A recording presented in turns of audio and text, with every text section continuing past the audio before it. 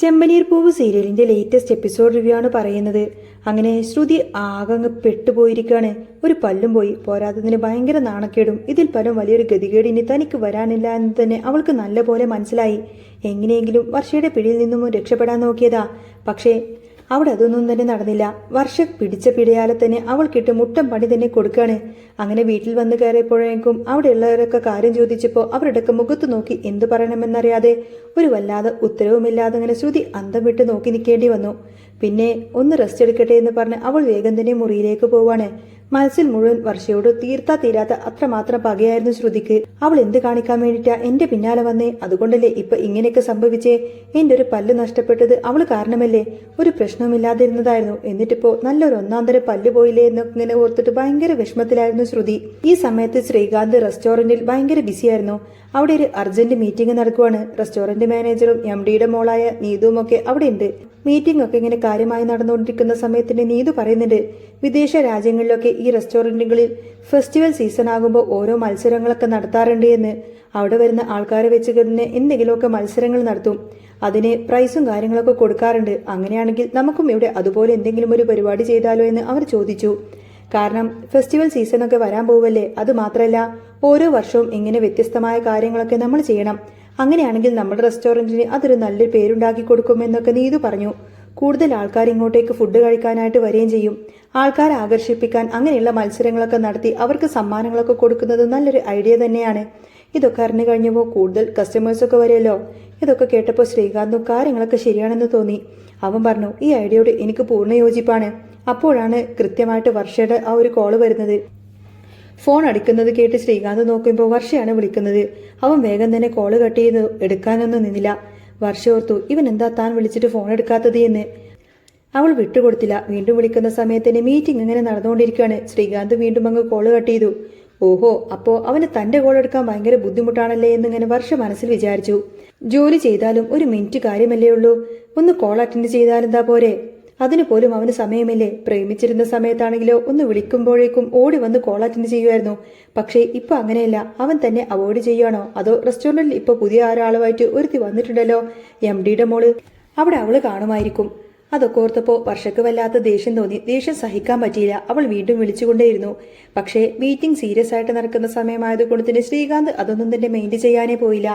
ആ സമയം നീതു അവിടെ കാര്യമായിട്ട് ഓരോന്ന് സംസാരിച്ചുകൊണ്ടിരിക്കുകയായിരുന്നു. റെസ്റ്റോറന്റിൽ നടക്കാൻ പോകുന്ന ആ ഒരു കോമ്പറ്റീഷനെ കുറിച്ചും മറ്റുമൊക്കെ ബാക്കി എല്ലാവരോടും അഭിപ്രായങ്ങളൊക്കെ ചോദിക്കാണ്. എല്ലാവരും അവരുടെ ഒപ്പീനിയൊക്കെ അങ്ങനെ പറഞ്ഞുകൊണ്ടിരിക്കുന്ന സമയത്തിന്റെ ആ ഒരു തിരക്കിലായിരുന്നു. അതുകൊണ്ടാണ് ശ്രീകാന്ത് കോൾ അറ്റൻഡ് ചെയ്യാതിരുന്നത്. പക്ഷേ വർഷ ഇതൊന്നും തന്നെ അറിയാൻ വഴിയില്ലല്ലോ. ഈ സമയത്താണ് സച്ചിയും കൂട്ടുകാരും കൂടി ഇങ്ങനെ സംസാരിച്ചുകൊണ്ടിരിക്കുന്ന സമയത്തിന് സച്ചിക്ക് വേറൊരു കൂട്ടുകാരൻ അങ്ങോട്ടേക്ക് വന്നു. അവനെ കണ്ടപ്പോൾ സച്ചി പറഞ്ഞു, ആഹാ, നിന്നെ കുറച്ച് ദിവസമായല്ലോ ഈ വഴിക്ക് കണ്ടിട്ട്, ഈ വഴിക്കൊന്നും കാണാനില്ലല്ലോ എന്ന്. അന്നേരം അവൻ പറഞ്ഞു, അതേ സച്ചിയേട്ടാ, എനിക്കൊരു ജോലി കിട്ടി.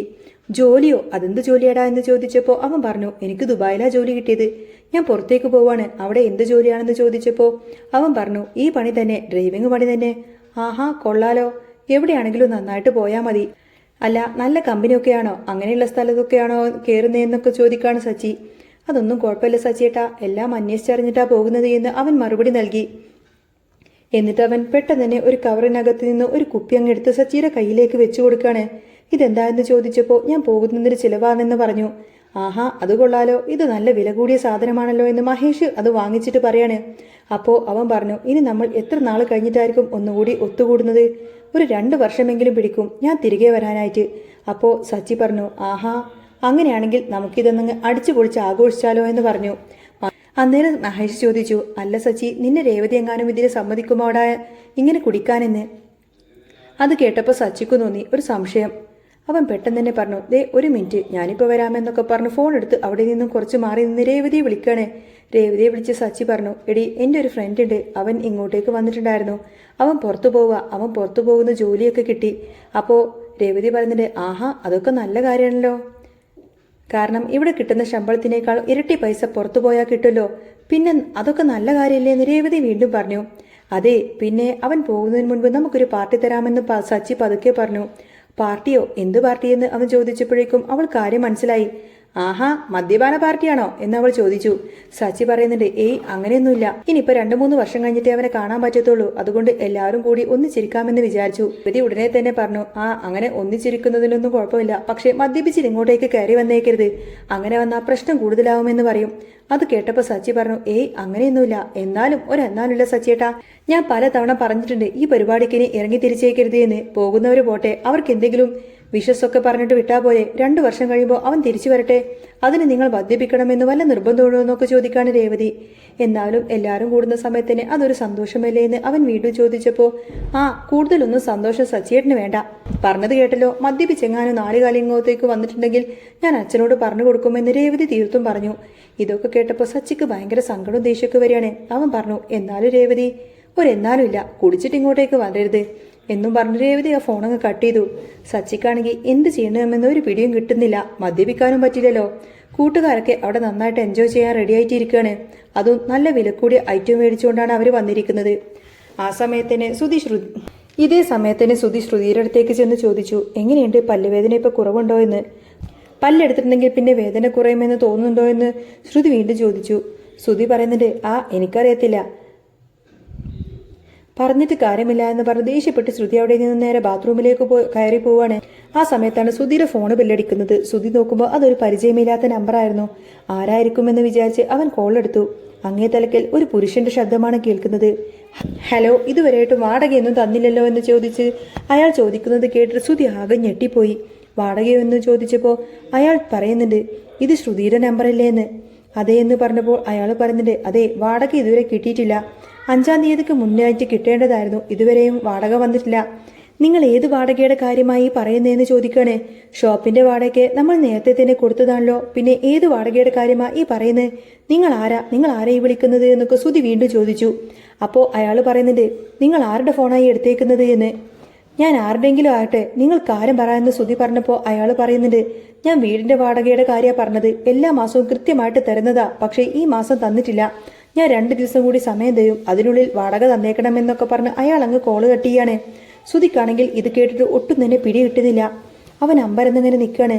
ഇവളിപ്പ ഞാൻ അറിയാതെ ഏത് വീടിന്റെ വാടകയാണ് ഈ കൊടുക്കുന്നേ? ശ്രുതി എന്ന് തന്നെയല്ലേ അയാൾ പറഞ്ഞത്? അപ്പോഴേക്കും ശ്രുതി കുളി കഴിഞ്ഞ് ബാത്റൂമിൽ നിന്നിങ്ങനെ ഇറങ്ങി വരികയാണ്. ശ്രുതി അവളെ ചോദ്യം ചെയ്യാൻ തുടങ്ങി. എടി, നീ ഏതെങ്കിലും വീടിന് വാടക കൊടുക്കുന്നുണ്ടോ എന്ന് അവൻ ചോദിച്ചു. ഏത് വീടിന് എന്നവൾ ചോദിച്ചപ്പോൾ ഇപ്പോൾ ഒരുത്തൻ വിളിച്ചിട്ടുണ്ടായിരുന്നു, നീ വാടക കൊടുക്കുന്ന വീടിന്റെ കാര്യം ഇത്തവണ കൊടുത്തിട്ടില്ല എന്നൊക്കെ പറഞ്ഞു. അവർ 2 ദിവസം സമയം തരുമെന്ന്. അത് കേട്ടപ്പോൾ ശ്രുതി ശരിക്കും അങ്ങ് ഞെട്ടിപ്പോയി. കാരണം അവൾ അവളുടെ സ്വന്തം അമ്മയെ ഒളിപ്പിച്ച് താമസിപ്പിച്ചിരിക്കുന്ന ആ ഒരു വീടിന്റെ വാടകയുടെ കാര്യമാണ് അയാൾ വിളിച്ചു പറഞ്ഞത്. അതെങ്ങനെ ശ്രുതിയോട് തുറന്നു പറയാൻ പറ്റും? അവൾ ആകെ പെട്ടുപോയി, വല്ലാത്ത ബുദ്ധിമുട്ടിലായി. ഒടുവിൽ വേറെ വഴിയില്ലാതെ ശ്രുതി ഒരു കള്ളം അങ്ങ് പറഞ്ഞൊപ്പിക്കാണ്. അവൾ പറയുന്നുണ്ട്, അത് പിന്നെ എൻ്റെ ഒരു ഫ്രണ്ടിന്റെ വീടിന്റെ വാടകയാണ്. ഫ്രണ്ടോ? ഏത് ഫ്രണ്ട്? നമുക്കൊരു ഫ്രണ്ട് എന്ന് പറയുന്നത് മീരയല്ലേ ഉള്ളൂ, അവളുടെ കാര്യം മാത്രമേ എനിക്കറിയത്തുള്ളൂ. ഇത് വേറെ ഫ്രണ്ടായെന്ന് പറയും. ഏത് ഫ്രണ്ടായെന്ന് അവൻ ചോദിക്കുന്ന സമയത്തിന് എൻ്റെ എല്ലാ ഫ്രണ്ട്സിന്റെ കാര്യങ്ങൾ ശ്രുതിക്കറിയാമോ എന്ന് അവൾ ചോദിക്കണേ. എനിക്ക് എല്ലാ ഫ്രണ്ട്സിന്റെ കാര്യങ്ങളൊന്നും അറിയില്ലല്ലോ എന്ന് അവൻ പറഞ്ഞു. എനിക്ക് വേണ്ടപ്പെട്ട ഒരു ഫ്രണ്ടാ, അവളുടെ കാര്യമാണ് ഞാൻ പറഞ്ഞത്. അവൾക്ക് കുറച്ച് മാസമായിട്ട് ബിസിനസ്സൊക്കെ ഭയങ്കര ഡള്ളാണ്. അപ്പോൾ വാടക കൊടുക്കാൻ പറ്റാത്തത് കൊണ്ട് ഞാനാണത് കൊടുത്തോണ്ടിരുന്നത്. അതാ അയാൾ എന്നെ വിളിച്ചപ്പോൾ പറഞ്ഞത്. ഇത് കേട്ടപ്പോൾ ശ്രുതിക്ക് ഭയങ്കര ദേഷ്യമായി. നീ ആരോട് ചോദിച്ചിട്ടാ ഇതൊക്കെ കൊടുക്കാമെന്ന് ഏറ്റത്? നിന്നോട് ആരാ പറഞ്ഞത് ഇതൊക്കെ ഏറ്റെടുക്കാൻ? ഞാനൊരു കാര്യം പറഞ്ഞേക്കാം, വേണ്ടാത്ത വയ്യാവയിലൊന്നും തലെടുത്ത് വെച്ചേക്കരുത് എന്നൊക്കെ പറയും. ഇതിൻ്റെ ഒന്നും ആവശ്യമില്ല എന്നൊക്കെ പറഞ്ഞു കൊടുത്തിനെ അവൻ അങ്ങ് ദേഷ്യപ്പെട്ടു. ഒടുവിൽ ശ്രുതിക്കത് സഹിക്കാൻ പറ്റിയില്ല. അവൾ പറഞ്ഞു, ദേ ശ്രുതിയുടെ ഭാര്യയാണെന്ന് വെച്ചിട്ട് എല്ലാം കൂടെ എൻ്റെ തലയിലേക്ക് ഇങ്ങനെ അടിച്ചേൽപ്പിക്കാനൊന്നും നോക്കണ്ട. എനിക്ക് എൻ്റെതായിട്ടുള്ള പ്രൈവസിയും കാര്യങ്ങളൊക്കെ ഉണ്ട്. അങ്ങനെയും പറഞ്ഞ് അവർ 2 പേരും കൂടി ഭയങ്കര അടിയായി. ശ്രുതിക്കാണെങ്കിൽ എന്ത് ചെയ്യണമെന്നറിയാത്തൊരവസ്ഥ. കാരണം എങ്ങാനും സത്യം പിടിക്കപ്പെട്ട എല്ലാം തീർന്നു. തൽക്കാലത്തേക്ക് ഇങ്ങനെ ഓരോ കള്ളങ്ങളൊക്കെ പറഞ്ഞു നിൽക്കുന്നതല്ലേ നല്ലത് എന്ന് കരുതിയിട്ട് അവൾ ഇങ്ങനെ നിൽക്കുമായിരിക്കും. ആ സമയത്താണ് സച്ചി വീട്ടിലേക്ക് വരുന്നത്. നല്ല 1-ാം തരമായിട്ട് നല്ല മദ്യപിച്ചിട്ട് കൂസായിട്ടായിരിക്കും വരുന്നത്. ഒരു കാരണവശാലും രേവതി പിടികൂടരുത് എന്നൊരൊറ്റ ചിന്ത മാത്രമേ അവനുണ്ടായിരുന്നുള്ളൂ. എങ്ങനെയെങ്കിലും ഒളിച്ചും പാത്തും കൊണ്ട് അവൻ അങ്ങ് കയറി വന്നപ്പോഴേക്കും രേവതി അങ്ങോട്ടേക്ക് വന്നു. സച്ചി ഓർത്തു, ദൈവമേ, താൻ സംസാരിച്ചു തുടങ്ങിയ എങ്ങാനും പിടിക്കപ്പെടുവോ? അവൾക്ക് മണം കിട്ടിയാൽ തീർന്നില്ലേ? രേവതി സച്ചിയെ അടിമുടിയൊന്ന് നോക്കി ചോദിച്ചു. സച്ചിയേട്ടൻ മദ്യപിച്ചിട്ടുണ്ടോ എന്ന്. അവൻ പരിങ്ങിക്കൊണ്ട് പറഞ്ഞു. ഞാൻ എവിടുന്ന്? ഞാൻ മദ്യപിച്ചിട്ടൊന്നുമില്ല എന്ന് പറയും. ദേ, വെറുതെ കള്ളം പറയരുത് എന്ന് അവൾ പറഞ്ഞപ്പോൾ ഞാൻ മദ്യപിച്ചിട്ടൊന്നുമില്ല. ഞാൻ സ്ഥിരം ഒരു മദ്യപാനിയൊന്നും അല്ലല്ലോ. നിന്റെ പറച്ച് കേട്ടാ തോന്നും ഞാൻ വലിയ കുടിയനാണെന്ന്. അങ്ങനെ നീ എന്നെ കൊച്ചാക്കാനൊന്നും നോക്കണ്ട എന്നൊക്കെ പറഞ്ഞ് അവൻ അങ്ങ് തട്ടിക്കയറി. രേവതി വിട്ടുകൊടുത്തില്ല. അവള് പറഞ്ഞു, എനിക്ക് സച്ചിയേട്ടന് ഒട്ടും വിശ്വാസമില്ല. സച്ചിയേട്ടൻ മിക്കവാറും എന്നോട് കള്ളം പറയുന്നതായിരിക്കും എന്നൊക്കെ പറഞ്ഞു. പിന്നെ ഞാൻ കള്ളത്തരം പറഞ്ഞിട്ട് എനിക്ക് എന്ത് കിട്ടാനാണ്? ഞാൻ മദ്യപിച്ചിട്ടുണ്ടെങ്കിൽ ഉണ്ടെന്ന് പറയാൻ എനിക്കൊരു മടിയില്ല എന്നൊക്കെ അവൻ പറഞ്ഞു. രേവതിക്ക് വീണ്ടും സംശയം മാറുന്നില്ല. അവൾ പറഞ്ഞു, എന്നാ പിന്നെ സച്ചിയേട്ടനൊന്ന് ഊതിക്കേന്ന്. സച്ചി ശരിക്കും അങ്ങ് പെട്ടുപോയി. ഒടുവിൽ ഗതി കെട്ടുകൊണ്ടതിനെ അവൻ അങ്ങ് ഊതുകയാണ്. ഊതിയപ്പോഴോ എന്തൊരു സ്മെല്ലാ സച്ചിയേട്ടാ, എനിക്കിവിടെ നിന്നിട്ട് പൂസാവുകയാണ്, അവൾ പറഞ്ഞു. അത് കേട്ട് സച്ചി ഞെട്ടിപ്പോയി. അവൻ ചോദിക്കുന്നുണ്ട്, സത്യമാണ് നീ പറയുന്നത്?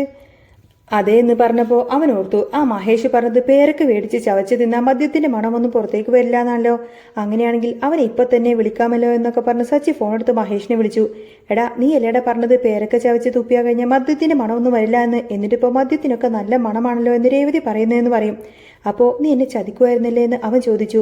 മഹേഷ് ചോദിച്ചു, ചതിക്കാനോ ഞാനോ? അപ്പൊ സച്ചി പറഞ്ഞു, ദേ മിണ്ടിപ്പോവരുത് നീ എന്ന് പറഞ്ഞ് അവൻ അങ്ങനെ കോള് കട്ട് ചെയ്യുന്ന സമയത്തിന് രേവതി പറയുന്നുണ്ട്, ഓഹോ, അപ്പോ ഇതായിരുന്നല്ലേ കാര്യം. ഇപ്പൊ ഞാൻ പറയുന്നതൊക്കെ സച്ചിയേട്ടന് അനുസരിക്കാൻ ഭയങ്കര ബുദ്ധിമുട്ടാണല്ലേ? എന്ത് വേണമെങ്കിലും ആയിക്കോ, ഞാനൊന്നും പറയില്ല. അവനവന്റെ ജീവിതം നന്നാവണമെന്ന് അവനെ തന്നെ വിചാരിക്കണമെന്നൊക്കെ പറയും. മറ്റുള്ളവരിങ്ങനെ മരം കയറിയിട്ടൊന്നും കാര്യമില്ല. എത്ര പറഞ്ഞാലും മനുഷ്യന്റെ തലയിലേക്ക് കയറില്ല. വീണ്ടും ഇങ്ങനെ നാണം കെടുത്തിക്കോളും എന്നൊക്കെ പറയും. സച്ചേട്ടാ, ഈ വീട്ടിൽ എനിക്കൊരു മര്യാദ കിട്ടുമോ? ഇങ്ങനെ മദ്യപിച്ച് കയറി വന്നിട്ടുണ്ടെങ്കിൽ എന്നൊക്കെ പറഞ്ഞ് രേവതി വായിൽ തോന്നുന്നില്ല അങ്ങനെ വിളിച്ചു പറയാണ്. ഒടുവിൽ സച്ചി പറഞ്ഞു, എടി രേവതി, നീ കൂടുതലൊന്നും പറയണ്ട, മിണ്ടാതിരുന്നാ മതി. അതോടെ രേവതി ദേഷ്യപ്പെട്ട് നേരെ മുറിയിലേക്ക് അങ്ങ് കയറിപ്പോയി. ആ സമയം ശ്രീകാന്ത് തന്നെ മുറിയിലേക്ക് ചെല്ലുന്ന സമയത്തിന് വർഷ അവിടെ ഭയങ്കര ദേഷ്യപ്പെട്ടിരിക്കുകയാണ്. ശ്രീകാന്ത് ചോദിക്കുന്നുണ്ട്, നീ എന്തിനാ വർഷയെ എന്നെ വിളിപ്പിച്ചത് എന്ന്. ഇത് കേട്ടപ്പോൾ വർഷ പറഞ്ഞു, കുന്തം, നീ മിണ്ടാതെ പൊയ്ക്കോ അവിടുന്ന്. എത്ര വട്ടം ഞാൻ വിളിച്ചു, എന്നിട്ട് എന്താ കോൾ എടുക്കാതിരുന്നത്? ഓ, അവിടെ അവള് കാണുമായിരിക്കില്ലേ, ആ സുന്ദരി നീതു അവളുമായി കത്തി വെച്ചുകൊണ്ടിരിക്കുമായിരിക്കുമല്ലേ? ദേഷ്യപ്പെട്ട് വർഷ ചോദിച്ചു. എന്റെ കോൾ അറ്റൻഡ് ചെയ്യാതിരുന്നത് അതുകൊണ്ടല്ലേ? എന്റെ വർഷേ, നീ ഒന്നും മിണ്ടാതിരിക്കോ, മനുഷ്യനൊരു സമാധാനമില്ല. അവിടെ ഒരു മീറ്റിംഗിലായിരുന്നു എന്ന് അവൻ പറഞ്ഞു. എന്ത് മീറ്റിംഗ് ആണെങ്കിലും ഒന്ന് കോൾ അറ്റൻഡ് ചെയ്തിട്ട് പറയാമായിരുന്നില്ലേ? മീറ്റിംഗിലാണെന്ന് ഞാൻ കുറച്ച് കഴിയുമ്പോൾ തിരികെ വിളിക്കാമെന്നൊക്കെ അങ്ങനെ പറയാമായിരുന്നില്ലേ? അവരൊരു മീറ്റിംഗ് വന്നിരിക്കുന്നു എന്നൊക്കെ പറഞ്ഞ് വർഷ അവനെ കുറേയധികം ചീത്ത പറയാണ്. ആ സമയത്തിന് ശ്രീകാന്തിന് ദേഷ്യം വന്നു. അവൻ പറയുന്നത്, നിനക്ക് ഇവിടെ ഇരുന്നിട്ട് ഇതൊക്കെ സുഖമായിട്ട് പറയാം.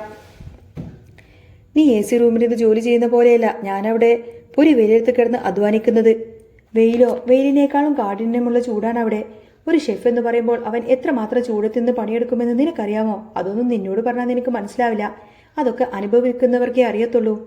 എന്നിട്ടോ വീട്ടിലേക്ക് വന്ന എന്തെങ്കിലും മനസ്സമാധാനം ഉണ്ടോ? എന്റെ കോൾ എടുത്തില്ല പോലും. അതും ഇതൊക്കെ പറഞ്ഞ് എന്നിങ്ങനെ രണ്ടുപേരും കൂടി ഭയങ്കര വഴക്കായി.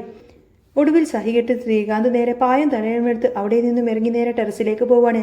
അവിടെയെങ്കിലും പോയി കുറച്ച് സമാധാനത്തോടെ കിടക്കാലോ എന്നൊക്കെ പറഞ്ഞാണ് പോകുന്നത്. അത്രക്കധിക സങ്കടവും ദേഷ്യമായിരുന്നു ശ്രീകാന്തിന്. അതുപോലെ തന്നെ ശ്രുതിയാണെങ്കിൽ ശ്രുതിയോട് വഴക്കിട്ട് മുറിയിൽ നിന്നും അങ്ങോട്ടേക്ക് ഇറങ്ങി വരികയാണ്. വാടകക്കാരെ കുറിച്ചുള്ള കാര്യങ്ങളൊക്കെ ശ്രുതി സത്യമായിട്ട് പറയാത്തത് കൊണ്ട് തന്നെ അതിന്റെ ദേഷ്യം ശ്രുതിക്കുണ്ടായിരുന്നു. ഇതേസമയം സച്ചിയുടെ അവസ്ഥയും അവിടെയായിരുന്നു. സച്ചിക്കും നല്ല ദേഷ്യമായിരുന്നു. കാരണം താൻ മദ്യപിച്ച് വന്നെന്നും പരാതി പറഞ്ഞ രേവതി അവനെ ചോദ്യം ചെയ്തത് അവൻ ഒട്ടും തന്നെ ഇഷ്ടപ്പെട്ടില്ല. അങ്ങനെ ഭാര്യമാരുമായി പിണങ്ങി ചേട്ടനനുജന്മാരും 3 പേരും കൂടി ആ ഒരു ടെറസിൽ ഒത്തുകൂടാണ്. അപ്പോൾ അവിടെ വെച്ച് നടക്കുന്ന അടിപൊളിയായിട്ടുള്ള രംഗങ്ങളായിരിക്കട്ടോ ഇനി അടുത്ത സീനിൽ കാണിക്കുന്നത്. ചെമ്പനീർ പൂവിൽ ഇനി നല്ല ത്രില്ലിംഗ് ആയിട്ടുള്ള എപ്പിസോഡുകളൊക്കെ വരുന്നുണ്ട്. നിങ്ങൾക്ക് ഈ ഒരു ചാനൽ ഇഷ്ടമാണെങ്കിൽ സബ്സ്ക്രൈബ് ചെയ്യാനും സപ്പോർട്ട് ചെയ്യാനും മറക്കല്ലേ. നെക്സ്റ്റ് വീഡിയോ ഉടനെ വരാം. ബൈ.